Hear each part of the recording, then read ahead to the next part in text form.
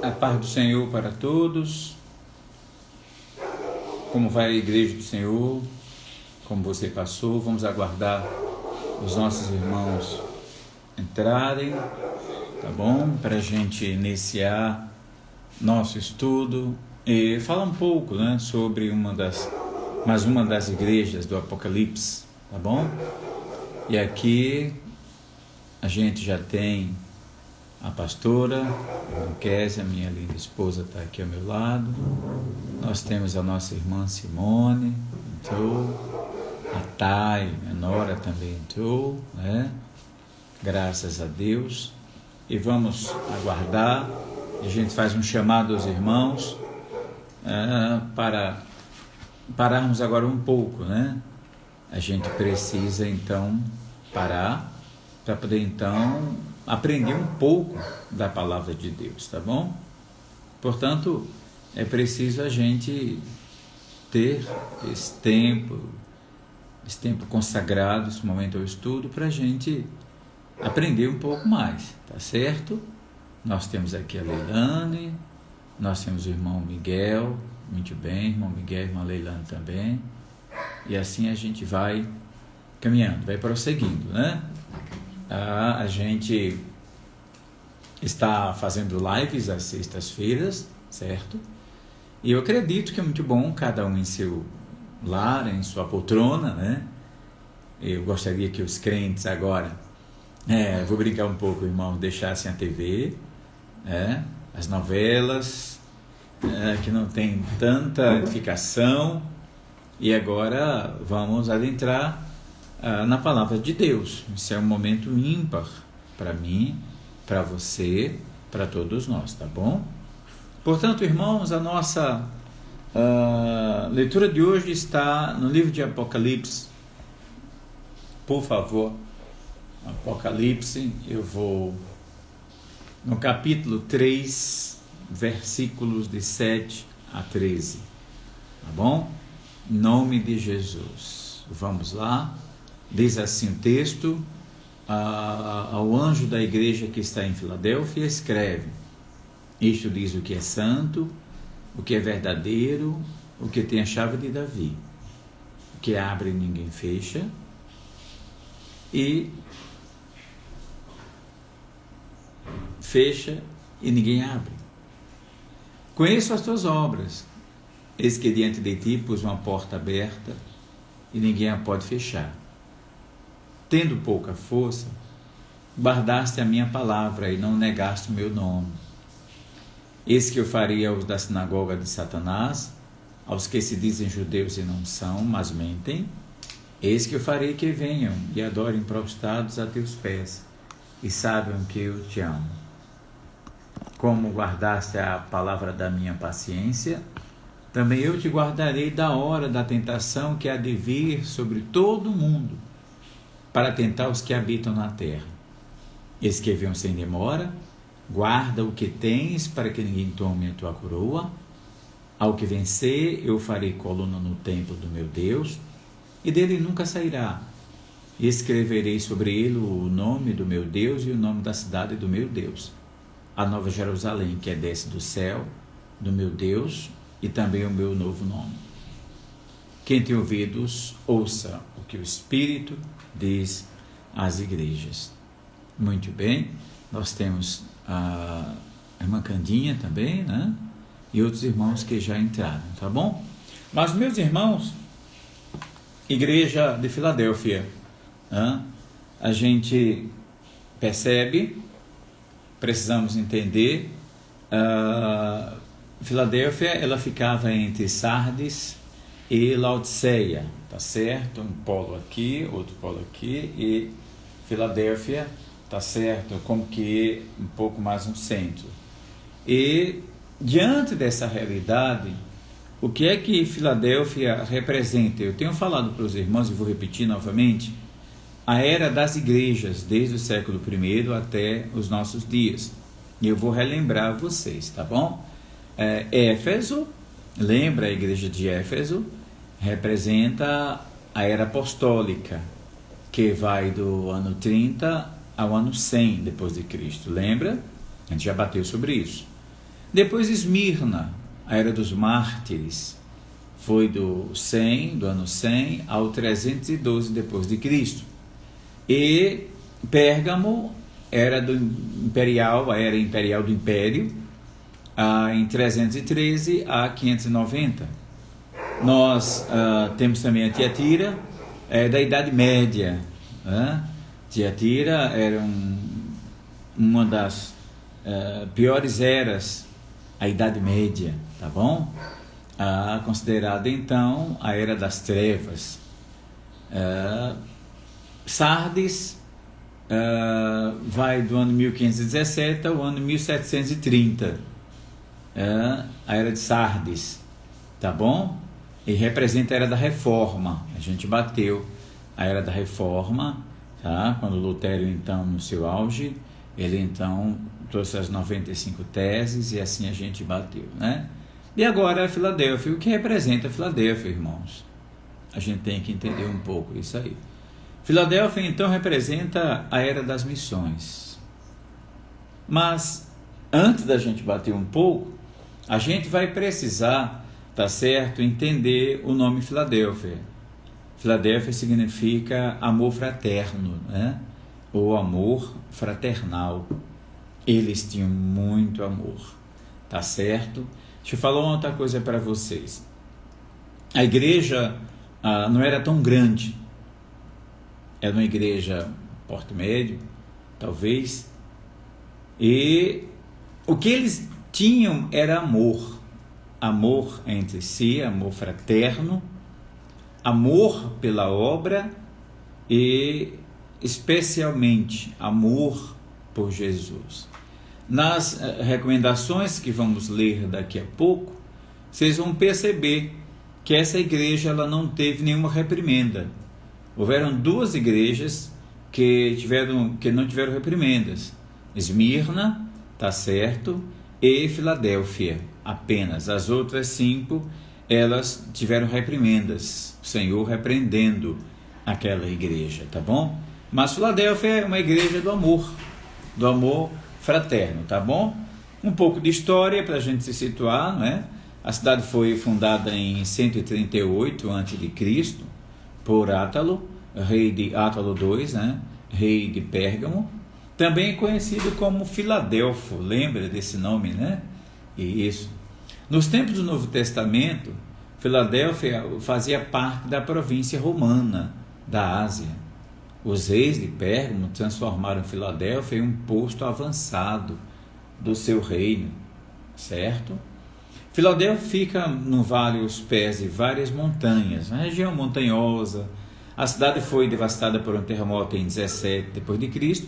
e por um tempo as pessoas viveram com medo de tremores, de terremotos. Quem não ficaria, não é? Muito bem. Mas se a gente agora parte para a interpretação literal, é aquilo que eu falei para os irmãos. Filadélfia é a igreja do amor fraterno, significa amor fraterno, tá bom? Ela teve elogios. E o elogio foi que eles perseveravam na fé, eram perseverantes na fé, tá bom? Qual a instrução para essa igreja? Guardar a sua fé. Ora, se eles eram perseverantes, então tinham que guardar essa fé, certo? Lá, desde a igreja de Éfeso, a gente percebe Éfeso perdendo o primeiro amor, se arrefecendo, né? Tornando-se fria, mas, contrariamente, Filadélfia era uma igreja que guardava e guardou a fé, tá certo? Por isso que tem uma promessa para ela, o lugar na Nova Jerusalém, né? Que promessa boa. Filadélfia não recebeu crítica do Senhor Jesus, porque eles eram fiéis, e fiéis em tudo, tá bom? Tá certo? Se a gente entrar na interpretação literal do texto, a gente vai perceber no versículo 7, livro de Apocalipse 3, 7, ao anjo da igreja de Filadélfia escreve: isto diz o que é santo, o que é verdadeiro, o que tem a chave de Davi, o que abre e ninguém fecha, e fecha, e ninguém abre. Jesus veio cumprir a promessa de um rei que se assentaria para sempre no trono de Davi. Onde é que está isso, irmãos? Se você tem uma caneta, é bom você anotar, tá bom? E depois você vai ler em casa, tá certo? Na sua casa onde você já está. Isso está em 1 Reis, capítulo 9, no versículo 5. Mas o profeta Isaías, acho que 700 anos antes de Cristo, por aí, ele profetizou que o Messias teria a chave do trono de Davi. Vamos ver esse texto? Esse texto está em Isaías capítulo 22, versículo 22. Então, vamos ver aqui o que diz pelo menos esse texto, tá certo?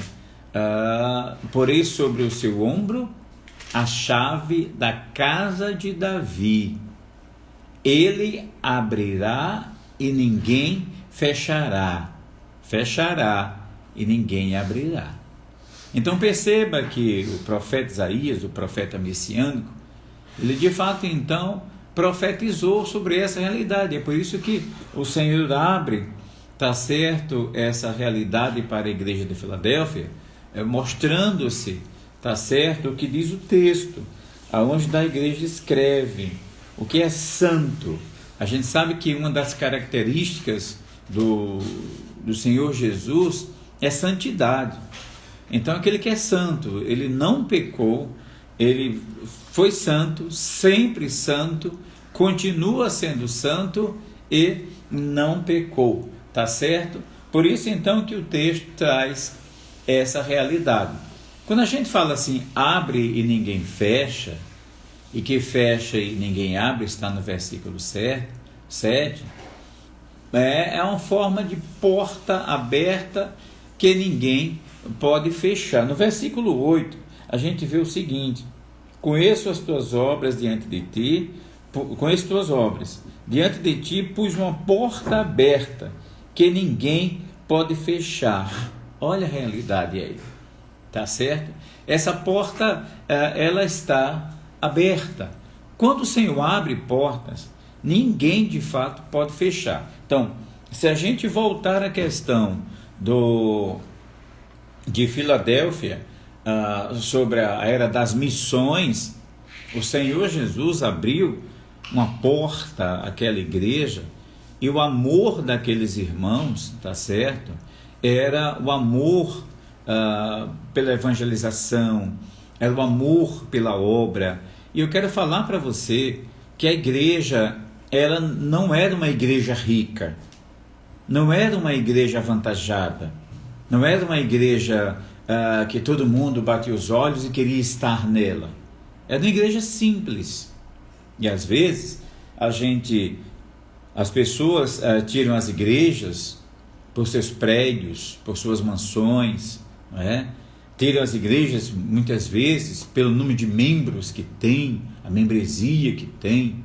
E às vezes as pessoas desistem das igrejas mais simples, mais humildes, para estar nas grandes igrejas. Filadélfia então tinha essa característica, e o Senhor de fato falou ao anjo daquela igreja: porta aberta, ninguém fecharia aquela porta a não ser o Senhor Jesus. Ou seja, Deus abriu ali oportunidades para a igreja, o povo que congregava ali, realizar a obra puramente de Deus. Mas quando se parte para fazer a obra de Deus, vai ter momentos que muitos cansarão, né? Vai ter momento que muitos desistirão. E de fato é o que diz o versículo 8: conheço as tuas obras, diante de ti pus uma porta aberta que ninguém pode fechar. Mas irmãos, olha uma coisa interessante: sei que tens pouca força, entretanto guardaste a minha palavra e não negaste o meu nome. Vamos rapidamente lá em 2 Coríntios 12, no versículo 10. Eu gostaria que você pudesse, Paulo, ele escrevendo aquela igreja em 2 Coríntios 12, tá certo?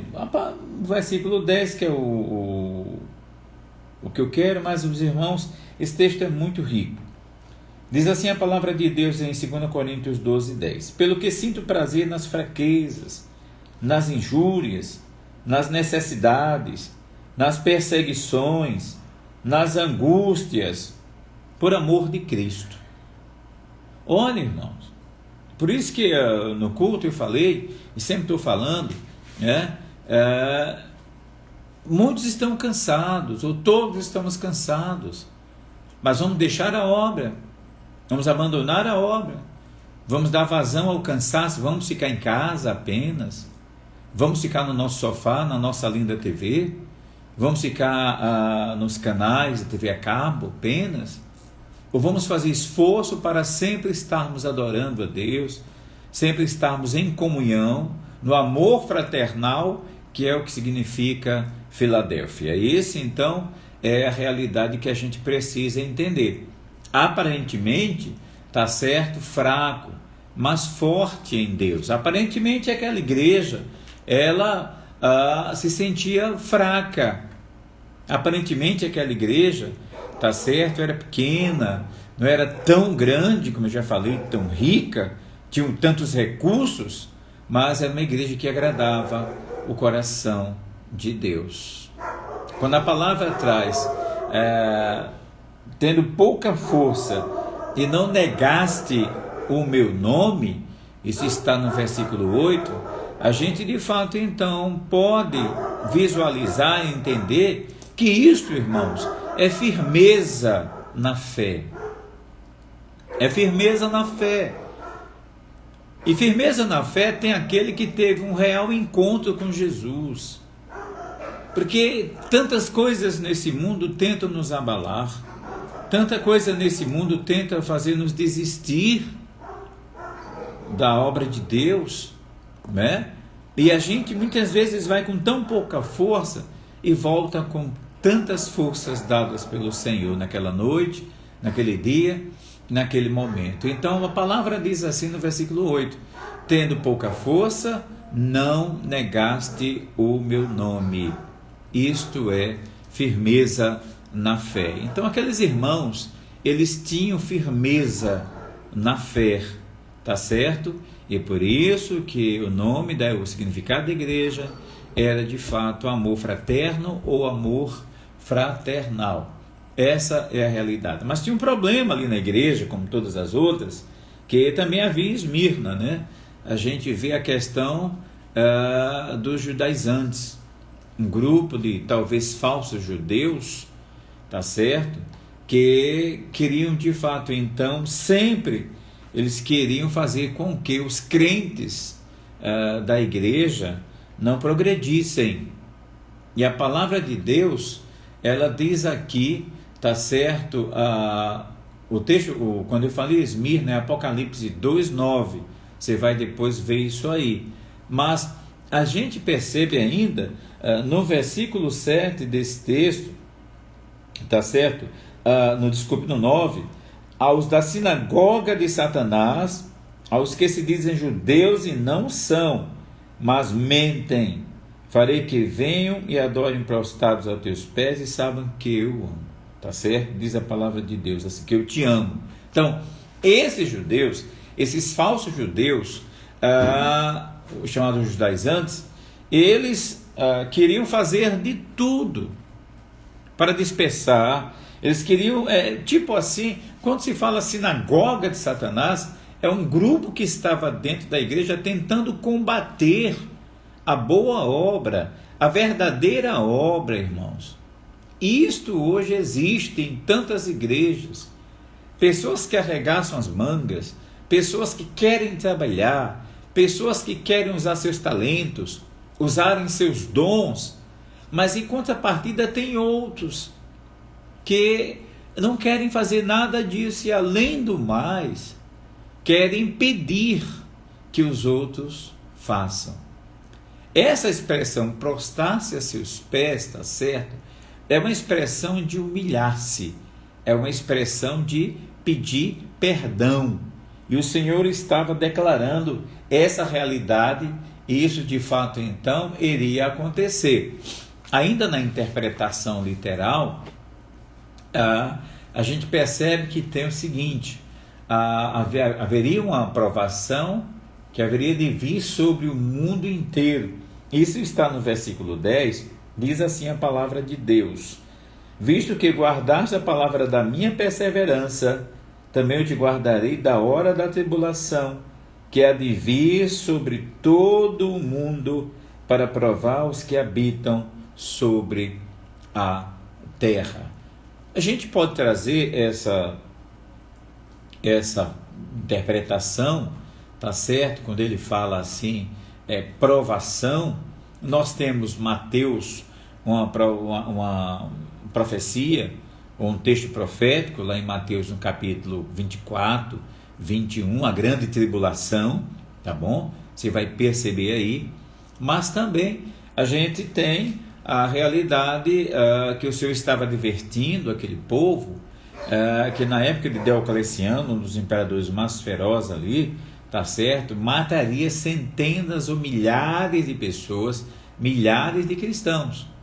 E aí então, literalmente, também alguns autores traz a realidade de que o Senhor iria guardar, tá certo? Ia livrar aquele povo. Essa é a realidade. Mas aí temos a questão profética lá em Mateus, no capítulo 24, no versículo 21, tá bom? Nesse texto, quando se fala coroa, está no versículo 11, a gente percebe que a recompensa, irmãos, são os galardões que os crentes, que aquela igreja iriam receber e que nós iremos receber. Mas ainda tem outro detalhe: no versículo 12, nós temos a perspectiva de coluna do santuário. Se a gente parar um pouco, quando a gente fala em coluna, tá certo? A gente fala em esteio, aquele que vem para firmar. Então, o Senhor tem levantado muitas colunas hoje nas igrejas. E quando se fala colunas, o texto percebe, ou a tradução, que são pessoas que têm dons especificamente para segurar a igreja, para preservar a igreja, em todas as áreas, inclusive na área financeira, irmãos, é verdade. Entendeu? Então a gente precisa entender, em todas as igrejas tem irmãos que não arredam o pé de serem colunas naquela igreja, e que Satanás tem tentado tirar para fragilizar aquela igreja. Se aquela igreja investe muito na obra social, tirando as colunas, aquela igreja vai perecer, né? Num certo tempo. Se a gente então percebe que aquela igreja é uma igreja missionária, a obra missionária também vai perecer, porque uma das colunas, ou as colunas, saíram, tá certo?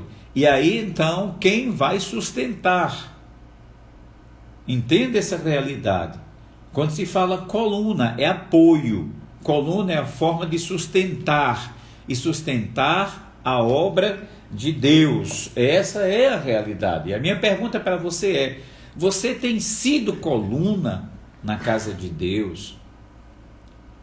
Você tem sido esse esteio, esse apoio da obra de Deus? Você tem sido usado por Deus para isso? Quantos já abandonaram a igreja? Quantos já correram? Quantos já correram e estão vivendo uma vida derrotada, uma vida... E outra coisa, quantos saíram e ainda estão, tá certo, correndo atrás de igrejas, para ver qual é a melhor igreja, a igreja certa, quando Deus colocou aquela pessoa, aquele varão, aquele homem, aquela mulher, para ser uma coluna, entende? De apoio fixo, coluna, apoio fixo, tá certo?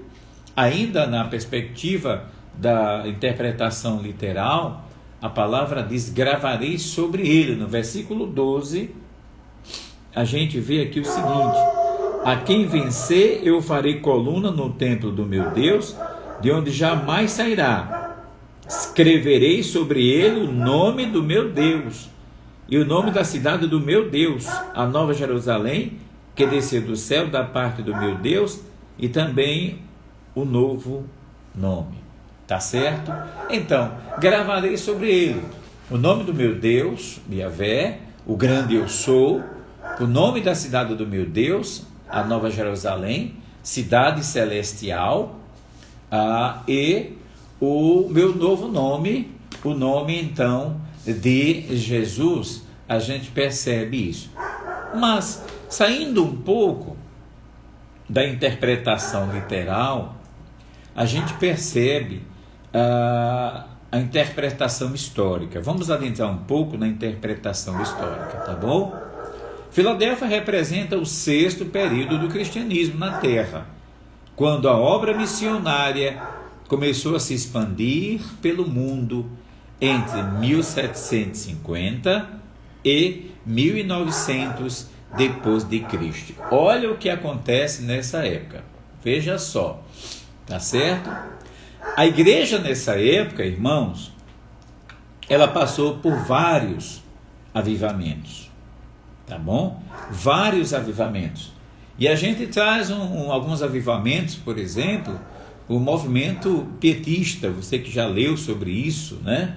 Movimento, então, pietista, quem gosta muito de ler o pietismo, é um movimento oriundo do luteranismo, né? Que valoriza as experiências individuais do crente. Tal movimento surgiu no século XV como oposição à negligência da ortodoxia luterana para com a dimensão pessoal da religião, e teve seu auge entre 1650 a 1800. O pietismo combinava o luteranismo do tempo da Reforma Protestante, enfatizando a conversão pessoal, a santificação, a experiência religiosa, diminuição na ênfase aos credos e confissões, a necessidade de renunciar ao mundo, a fraternidade universal dos crentes e uma abertura à expressão religiosa das emoções. Era isso então que o pietismo ele enfatizava. Então, nesse momento, tá certo?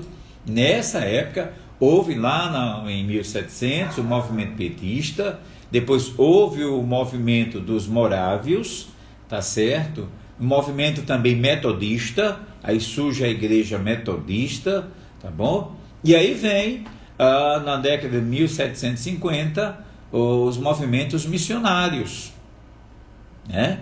E esses movimentos missionários eles foram o auge das missões pelas nações. E a gente vai ver, tá certo, que grandes pregadores lutaram pelo renascimento da igreja verdadeira, tá bom? Porque a era passada era a era, de fato, então, papal, aquela era em que o Papa ainda dominava, tá certo? Mas depois da morte de Pio VI, um Papa que prevalecia no dogmatismo da igreja da época, depois da morte dele, então, tá certo? Aí abriu-se portas e portas, e esses grandes avivadores, grandes pregadores, nessa época, lutaram pelo renascimento da igreja verdadeira. A igreja que foi sufocada, a igreja, eu não digo renovada, não no termo pejorativo, mas a igreja que estava sufocada e ressurgiu. Quem são esses homens? A gente precisa entender, tá bom? Então a gente vai ver. Nessa época, houve alguns avivalistas, missionários que marcaram o mundo. Se você nunca leu sobre esses homens, há um livro chamado Os Grandes Heróis da Fé, que traz todos esses homens, ou a maioria deles, tá bom? Jonathan Edwards, ele foi um grande avivalista. John Wesley, muitas vezes a gente cita John Wesley, George Whitefield, Esse também foi um grande avivalista, William Carey, Charles Finney, também da mesma forma, Spurgeon. Esse aí tem vários escritos. Moody também, eu nunca esqueci, quando Moody, eu li um texto sobre Moody, D.L. Moody, e um dia ele entrou numa igreja ainda pequeno, e num dia de uma escola dominical. E aí então ele viu o professor ensinando, e ele foi até o professor e disse: eu quero também ensinar. E o professor disse: mas esses alunos são meus, onde estão seus alunos? E aí então ele pediu licença e foi buscar todos os amigos da praça, os amigos da rua ali, foi buscar e trouxe os amigos dele para a igreja e disse assim: esses agora são meus alunos.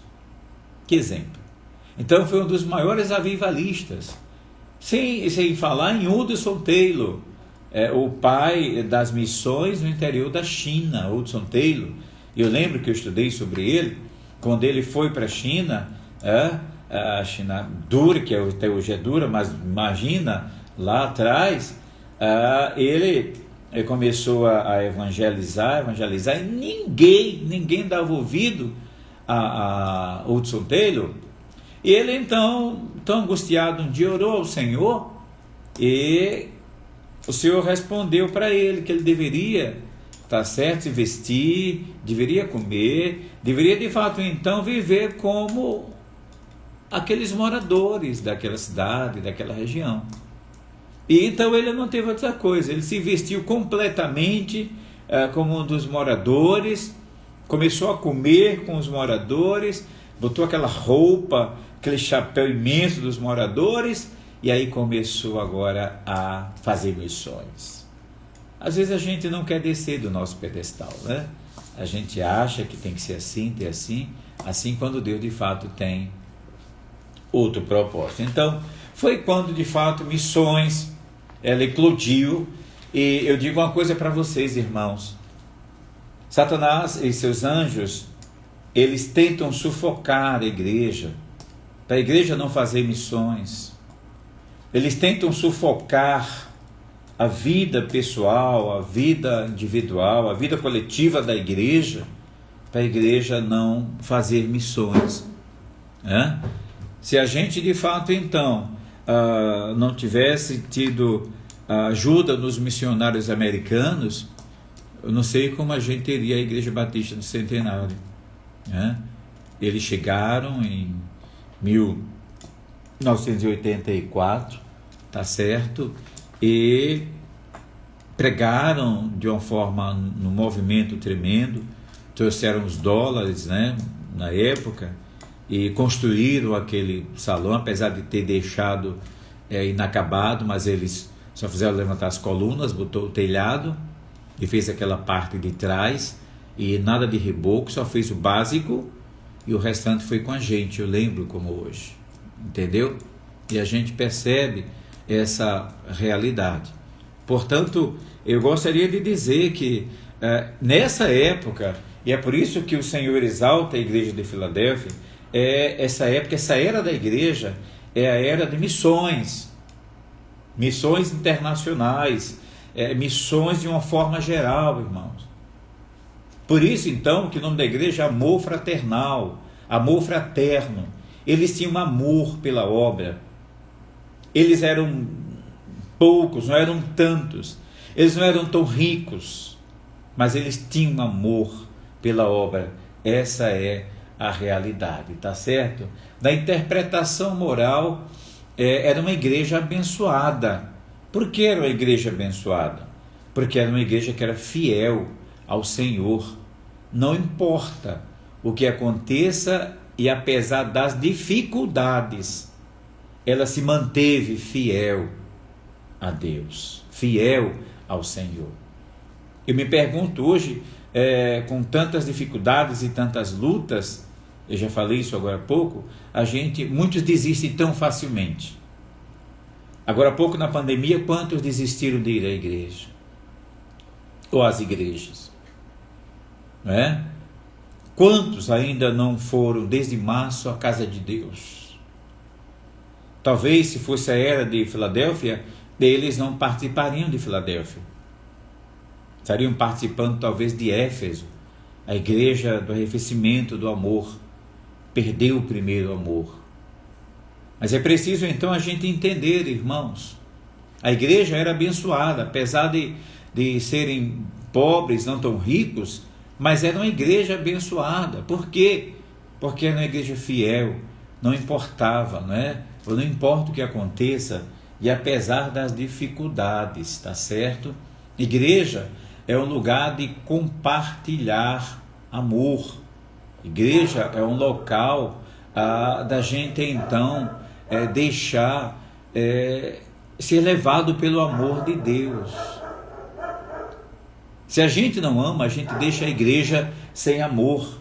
Se a gente não tem compromisso, a gente deixa a igreja descompromissada e a igreja não cresce. Essa é a realidade. Uma pergunta que eu faço aos irmãos: você que está me ouvindo agora tem sido coluna na casa de Deus? Você tem sido esteio na casa de Deus? Senhora, senhora, você que é jovem, moço, rapaz, coluna não é somente o idoso, nem o adulto, são todos aqueles que de fato amam verdadeiramente uma obra de Deus. Uma igreja amorosa abre portas, tá certo? É o que a gente percebe. Uma igreja amorosa, ela cresce na dependência de Deus. E a gente tem uma realidade estampada que se a igreja vai perdendo o amor de Deus pelas lutas, pelas dificuldades, ela poderá deixar de existir. Muitas igrejas têm fechado as portas, tá certo? E como prêmio, a gente traz Filadélfia, que o vencedor receberá o nome do Senhor. Que coisa linda, irmãos! Receberá o nome do Senhor. É essa realidade que a gente precisa entender, tá certo? Então, eu dei uma explanação, não sei se tem alguma pergunta, se alguém já fez alguma pergunta, mas a igreja de Filadélfia, tá certo? Era uma igreja, primeiro, que ela não recebeu nenhuma reprimenda, tá certo? Ela e Esmirna, por quê? Porque é uma igreja que de fato agradou o coração de Deus, se manteve fiel, tá bom? Era uma congregação fraca, mas tinha limitações, mas ela dependia totalmente de Deus. E aí vem uma coisa que eu quero deixar claro para os irmãos aqui: os homens tendem a medir força e qualidade em termos de tamanho, poder e riqueza.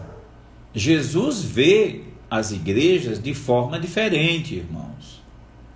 Independentemente de sucesso em termos que o mundo vê e mede, Jesus olha para o caráter e o coração de cada discípulo e de cada igreja.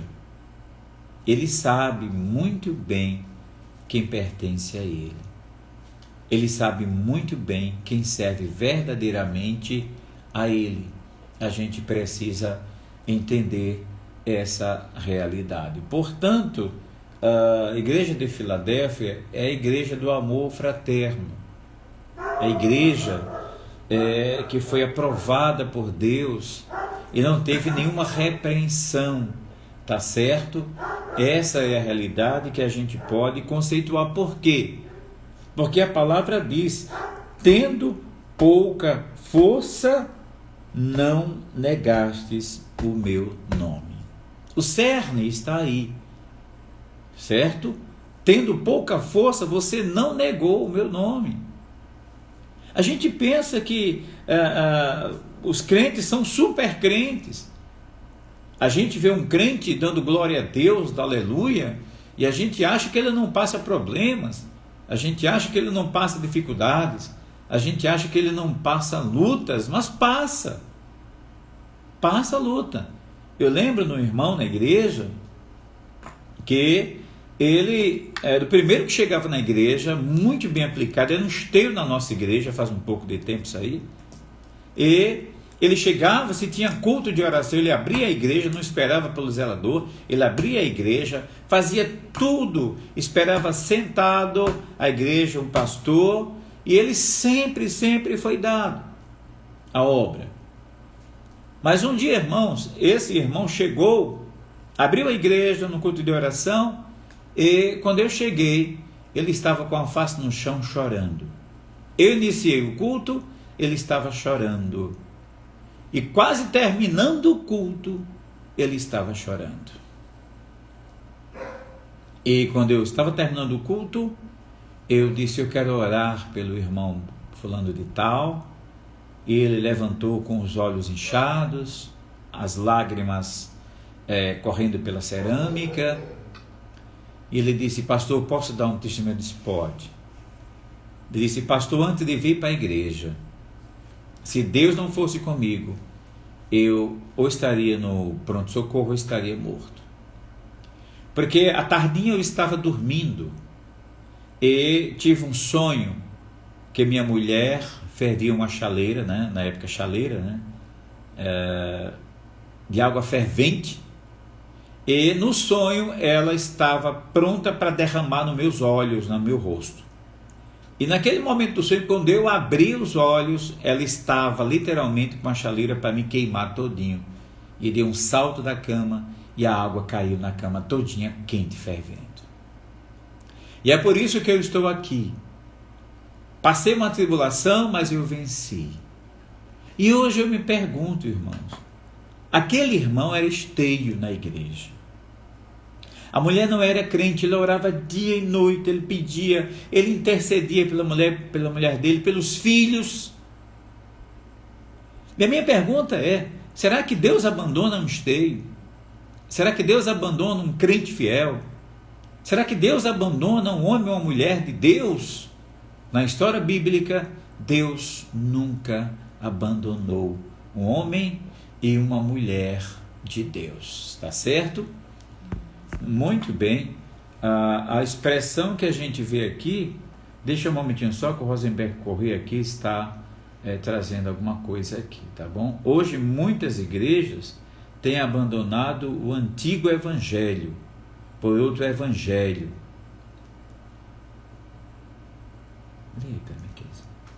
Hoje muitas igrejas têm abandonado o antigo evangelho por outro evangelho mais palatável, mais popular, mais adocicado. Um evangelho centrado no homem e não em Deus. É uma expressão, é uma observação real, Rosenberg e igreja. Centrado no homem. Então a gente percebe, centrado no próprio homem, quer dizer que não é cristocêntrica, não é? É centrada no próprio homem, no seu querer, no eu, naquilo que ele acha bonito, naquilo que ele acha belo, naquilo que ele acha bom. O homem não quer passar provação, o homem não quer passar tribulação. Hoje o homem quer encontrar tudo pronto, tudo certinho. Hoje a maioria dos crentes só querem entrar na igreja, querem cultuar e querem ir embora, não querem fazer nada, não querem servir, não querem fazer nada, quando eu falo nada, não quer servir. Por isso que uma igreja, tá certo, que tem tantas coisas para fazer, desde a pregação do evangelho até a serviência, muito pouca gente quer. Hoje as igrejas, elas estão tipo empresas, né? Pagam tudo, tá tudo lá, serviço de vigilância, pagam serviço de empresas de vigilância, pagam carros fortes para poder então pegar o dinheiro, e pagam tantas outras coisas, e as pessoas chegam, sentam, ouvem como ouvintes, vão embora, não é? Eu nunca esqueci que chegou uma mulher na nossa igreja, e ela foi colocar os filhos no Ministério Infantil, e ela já tinha ar-condicionado, já tinha aquela sala ali pintadinha e tal, mas ela achou que não deveria colocar porque não era bom para os filhos dela. Então ela foi para uma igreja rica, uma igreja grande que era melhor que a nossa. Então as pessoas, a tendência hoje é isso. As pessoas, elas dão ênfase mais à estrutura, irmão Rosenberg, entendeu? Do que propriamente o espiritual. Elas dão mais ênfase às palavras bonitas. E a gente percebe que Jesus fala, tá certo? Que não são pelas palavras que seremos ouvidos. Então as pessoas querem palavras bonitas, não é à toa que o apóstolo Paulo diz que nos últimos tempos muitos contratariam pastores, mestres, segundo o seu coração. Então é uma realidade que o irmão falou, está certo, e precisamos entender e abrir os olhos para essa realidade. Uma igreja que serve, uma igreja humilde, uma igreja que adore, uma igreja que fala a verdade, uma igreja que prega a Bíblia. Eu hoje estava lendo algo na internet que diz assim, que um crente não é obrigado a se submeter um pastor ou a seu pastor se ele não é bíblico nem de fato prega verdadeiramente a Bíblia. E eu concordo com isso. Porque se o pastor não prega a Bíblia, e às vezes a pregação da palavra de Deus, às vezes a pregação do Evangelho dói, às vezes a gente que fala, a gente que prega, a gente pergunta, mas Senhor, por que essa pregação? Por que esse texto? E às vezes as pessoas falam, só é cacetada, só é isso, só é lapada. Por quê? É porque Deus está querendo consertar a igreja, porque Deus está querendo ajustar a igreja, Deus está querendo colocar a igreja no prumo. A igreja de Filadélfia agradou tanto o coração de Deus, e é por isso que vem a expressão, por isso tendo pouca força, você não negou o meu nome. E eles não desistiam. Leia um pouco mais e perceba que eles não desistiam. Essa é a realidade. Então, eu posso dizer que era uma igreja missionária, uma igreja que amava a obra, uma igreja que não negava o nome de Jesus, uma igreja que não recebeu reprimendas, uma igreja elogiada, uma igreja que estava no coração de Deus, tá certo? Deixa eu trazer uma coisa para vocês aqui, ainda temos 3 minutos. Tem alguma outra coisa? Quer dizer, alguma observação ainda? Tem mais uma observação? Alguém fez? Não. Os irmãos estão calados hoje, né? Se alguém quiser fazer observação, se alguém quiser fazer uma pergunta, pode fazer aí, tá bom? Tá certo? A gente tem aqui alguns irmãos e vocês podem fazer perguntas, tá bom? Vamos voltar um pouco naquela perspectiva daquele que tem a chave de Davi, que abre e ninguém fecha, e que fecha e ninguém abre, tá certo? Essa linguagem está lá denotada no livro de Isaías também. Eu já falei isso aí no capítulo 22, de 20 a 24, tá certo? A chave representa o que, irmãos? A chave representa autoridade e poder. Jesus, como descendente real de Davi, controla o acesso ao reino de Deus. Ele abre e ninguém é capaz de fechar. Ele fecha e ninguém é capaz de abrir. Uma outra coisa no versículo 8 que me chama a atenção é que a palavra diz que tem posto diante de ti uma porta aberta a qual ninguém pode fechar. E a gente já falou, já mencionou essa realidade. Mas quando a palavra diz assim, conheço as tuas obras. Isso é muito sério. Porque o Senhor nos conhece por dentro, nos conhece por fora, irmãos. Conheço as tuas obras. Olha que palavra tão poderosa, tão gostosa. Conheço as tuas obras. Não adianta dar desculpas. Não adianta também dar uma de super crente. Não adianta dizer que é o melhor. Não adianta. Porque o Senhor, Ele conhece todas as coisas. Pode ler. A Letícia, ela está perguntando quais as principais lições da Igreja de Filadélfia e como podemos aplicá-las hoje. Quais as lições que a gente pode tirar da Igreja de Filadélfia? Letícia, né? Isso. A Igreja de Filadélfia, ela era fiel ao Senhor. Então, a primeira coisa que a gente precisa entender é a nossa fidelidade. Será que nós somos fiel verdadeiramente a Deus? Fidelidade. Eu sei que ainda vivemos na carne, mas a fidelidade mexe com o coração de Deus. A outra coisa, Letícia, perseverança. A palavra diz assim, tendo pouca força, não negaste o meu nome. Então, quantos não perseveram em Cristo? Quantos entram e saem? Quantos perdem a fé? Quantos, Letícia, ouvem a palavra de Deus e não persevera naquilo que de fato, então, é cabível à fé?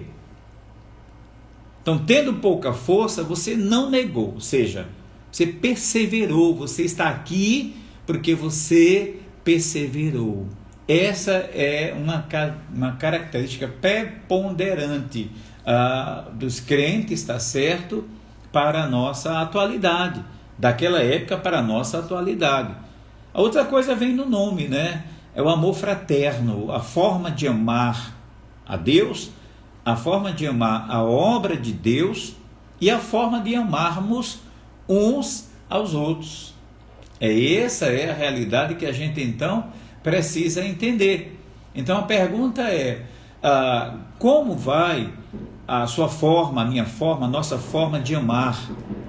Primeiro a Deus, lá na lei, eu falei isso domingo, amarás, pois, ao Senhor teu Deus de todo o teu coração, de toda a tua alma e de todo o teu entendimento, e amar o próximo como a ti mesmo. Então a igreja tinha essas características, tá certo? Amor fraternal. Então ela era perseverante, ela amava, ela guardava a fé, tinha fé e guardava a fé, e por isso então o Senhor reservou um lugar, ele diz lá na Nova Jerusalém, tá certo? Então essas três realidades, como tantas outras, que a gente precisa, tá bom?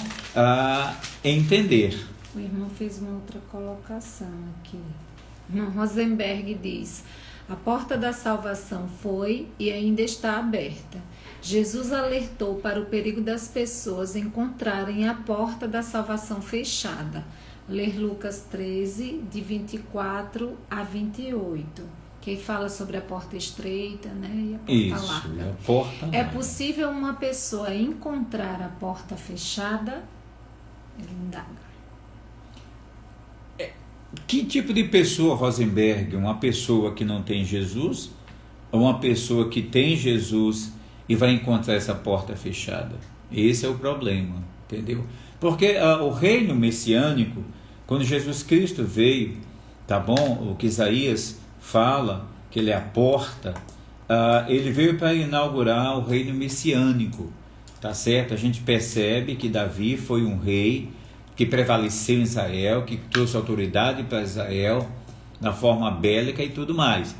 E na época de Jesus, as pessoas achavam que Jesus seria aquele rei que tomaria Roma, expulsaria Roma e entregaria a Palestina ali, tá certo, aos judeus. Mas isso não aconteceu, porque o reino de Jesus era o reino espiritual, tá certo? Então, dentro dessas duas anotações, a gente pode perceber, primeira coisa, se a pessoa de fato não entrega a sua vida para Jesus, não tem um relacionamento com Jesus, então ela poderá encontrar a porta fechada, tá bom? Mas a segunda realidade, a pessoa que está na igreja, a pessoa que de fato então está apenas como ouvinte, nunca teve experiências pessoais com Deus, essa pessoa poderá encontrar a porta fechada? Essa é a realidade. Há um princípio que diz o seguinte: uma vez salvo, salvo para sempre. Mas eu acredito que se a pessoa verdadeiramente foi salva, porque se a pessoa está na igreja e não foi salva, esse é um problema, entendeu? Por isso que a palavra diz: muitos dirão em teu nome, mas Senhor, eu não expulsei demônios, eu não falei novas línguas, eu não profetizei. E Jesus vai falar assim: eu nunca vos conheci. apartai-vos de mim, malditos, para o fogo eterno. Você imagina uma pessoa dentro da igreja, que expulsa demônio, fala novas línguas, meu Deus do céu, faz tanto, até sinais e maravilhas, e chegar no momento da salvação, no momento da porta, a porta se fechar. Que é isso? Pode acontecer, isso é bíblico. Para mim, pode acontecer sim, Rosenberg. Entendeu?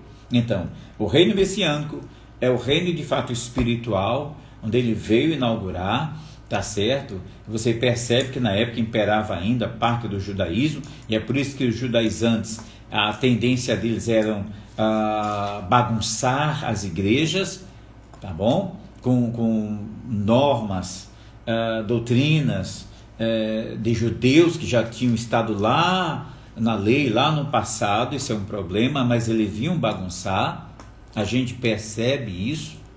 Portanto, é preciso entender, ele era porta, ele inaugurou, tá certo, trouxe a salvação é para todos, mas ele sendo a porta, ele poderá sim fechar a porta. Alguma pergunta? Não, ele só fez a ressalva em relação àquela pessoa que tem Jesus, né? E pelo próprio texto de Lucas 13 que o irmão citou, a gente vê, né, quando Jesus ele diz, né, que um dono da casa, quando ele se levantar, né, já fazendo menção àquele momento em que o próprio Deus determinará a volta de Jesus, e certamente nesse momento a porta ela se fechará, porque a porta ela está disponível, né? A porta que é Jesus, essa entrada ao reino de Deus por Jesus está disponível para todos nós. A partir do momento em que o Senhor determinar, né, que a igreja será recolhida, esse momento será o momento em que a oportunidade de entrar no reino de Deus por Jesus, ela se fechará. E a gente também tem a questão da parábola das 10 virgens, né? As 5 estavam prontas, mas 5 estavam despreparadas. E aí não vigiaram, e aí dormiram, né? E de repente veio o noivo, e as que estavam preparadas foram embora com o noivo. E as que não estavam preparadas ficaram loucas, as chamadas loucas, né? Foram pedir até emprestado o óleo, e as outras não emprestaram. Então, a gente pode entender que a igreja precisa vigiar. O crente precisa estar em vigilância. Nós precisamos vigiar. Apesar de estarmos na carne, tá certo? Como eu li sobre a vida do apóstolo Paulo lá em 2 Coríntios 12, tá bom? Fraqueza e tudo mais, mas é preciso vigilância. E é preciso de fato ter amor à obra, amor verdadeiro, e estar na dependência de Deus, na dependência total de Deus, entendeu? Então é essa realidade que a gente precisa entender. Então eu preciso concluir hoje: a igreja de Filadélfia, a igreja do amor fraterno, a igreja da perseverança, tá bom? A igreja também de missões, a igreja da obra de missões, ou seja, a era, essa igreja representa a era de missões, tá bom? Onde a igreja se fortaleceu, tá certo? Nessa perspectiva de missões. E eu quero chamar a atenção dos irmãos para que de 1730 até 1900, a gente percebe que depois, não sei se os irmãos concordam, mas a igreja, missões, foi se arrefecendo, foi esfriando. Onde estão os movimentos missionários? Cadê as grandes igrejas? As igrejas ricas que podem colocar missionários por todo canto do mundo, onde estão? Estão investindo em quê? Aonde estão os crentes para contribuir com missões? Estão investindo em quê? Tá certo?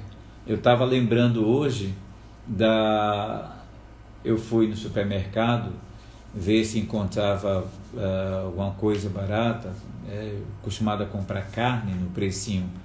Eu geralmente compro carne de 26, 25 reais, e hoje estava 41 no mesmo local em que eu fui, mas estava lotado de gente, né? Gente de todo tipo, de toda espécie. Olha, não tinha lugar. Eu entrei, mas saí logo porque estava muito caro, quase o dobro, e eu pude perceber, meu Deus do céu, né? As pessoas dizem que não tem, mas comprando, fazendo isso. É aquilo que a gente vê na palavra de Deus, assim como nos dias de Noé. Eles caçavam, não é? Davam, comiam, bebiam, casavam, davam-se em casamento, ou seja, a vida cotidiana, a vida continua, a vida gastando, a vida investindo, a vida... Mas e a obra de Deus para os crentes? Eu quero chamar a atenção dos crentes. Essa igreja era a época, focou, tá certo, a era de missões, de 1730 a 1900. Então, o que é que os crentes, de uma forma geral, estão fazendo? O que é que nós, crentes, as igrejas, estão fazendo por obra de missões? Fazendo por obra de evangelização? O que é que nós estamos fazendo? Eu gostaria de deixar essa realidade e falar que a nossa igreja precisa ter mais fé, mas ser mais perseverante e amar mais uns aos outros. Nós precisamos amar mais uns aos outros. Assim seremos, irmãos, uma Filadélfia. Não seremos uma Éfeso, a igreja do arrefecimento, do amor, da frieza, que esfriou. A gente precisa ser igreja perseverante, igreja que persevera, a igreja em que acredita que a porta que é Jesus está aberta para a salvação, está aberta para a evangelização, está aberta para missões, está aberta para a prosperidade, naquele que está na dependência de Deus. Portanto, precisamos entender essa realidade. Lembrando que na sexta que vem, nós vamos ver a última igreja, que é exatamente a culminância da história dessas igrejas, todas que nós passamos, onde muitos pontos, e hoje a igreja moderna, a igreja atual, ela vive exatamente toda a influência histórica, de todas essas igrejas. E a igreja Laodiceia é a igreja da atualidade, essa igreja, que nos representa, para a qual existe uma reprimenda, bem severa e com a contextualização de algo muito grave, que nós vimos que pega esse último ponto da igreja, de Filadélfia, em relação a uma igreja que amava, que era perseverante, que tinha pouca força, mas que se manteve fiel, E hoje a gente vê, todas essas influências respingando na igreja moderna, Fica o convite para a próxima. Isso, a Laodiceia é a igreja que não é fria nem quente. A gente vai bater sobre essa tecla, não é? Só para encerrar, irmãos, só para encerrar e para concluir, tá bom? Eu quero bem rápido também falar que a igreja de Filadélfia é a igreja que guardava a palavra. Era a igreja que vivia a palavra. E por isso, ela não negou o nome de Jesus. Então, a igreja que vive sobre o manto da palavra de Deus, ela cresce, ela é abençoada por Deus. Você sabe que a Igreja Católica Apostólica Romana diz que a autoridade não é a Bíblia, a autoridade é a própria igreja, quando está errada. A autoridade é a palavra de Deus, tá certo? Portanto, a igreja, está fundamentada na palavra de Deus. Amém. Tá bom? Então eu quero falar para você, encerrar, dizer que Filadélfia, ela não negava o nome de Jesus, ela guardava a palavra de Deus. Tá bom?